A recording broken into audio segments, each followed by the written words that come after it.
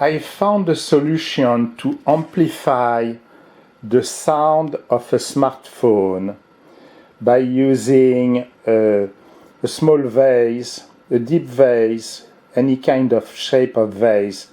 You are going to see. It's not outstanding, but somewhere you are gaining about 20% more sound performance because of the echo of the sound inside the vase. So let's try. This is a train noise, and let's pretend that I want to amplify it.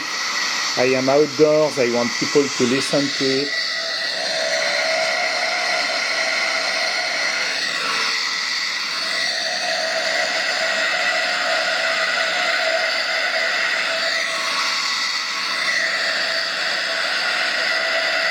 You can notice clearly a difference when I plunge the smartphone inside the vase.